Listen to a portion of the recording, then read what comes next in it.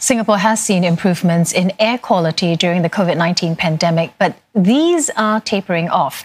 And some experts warn that pollutant levels could rebound as circuit breaker measures are eased. But they say the brief respite still provides an opportunity to look into changes to policies and lifestyles to sustain cleaner air. Isabel Lim has more. Singaporeans are now breathing cleaner air, but this may not last as the economy gradually reopens. The pandemic put a dent in industrial activity even before the circuit breaker, so much that in the 2 weeks before it kicked in, levels of 5 primary pollutants plunged by up to 43%.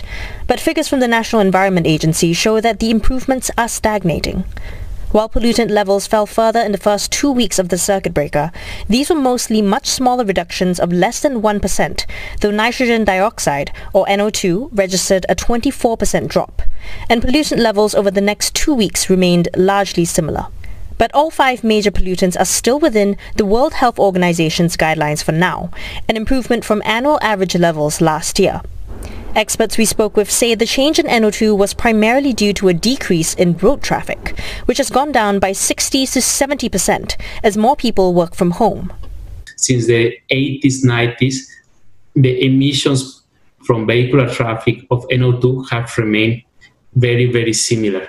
So that's the reason we are seeing a very strong reduction in NO2 compared to other pollutants. But as Singapore prepares to rev up its economy, experts say these improvements are likely to be undone. For instance, commuters may choose to use cars over public transport to avoid crowds as they return to work amid the pandemic.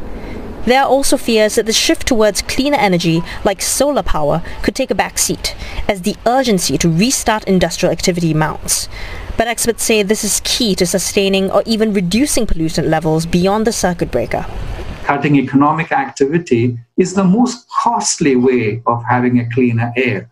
Much better would be to use less polluting fuels and to have pollution control equipment. Plus, along with that, using less polluting modes of conducting economic activities. That could include less airline travel and airlines themselves reforming their energy policies.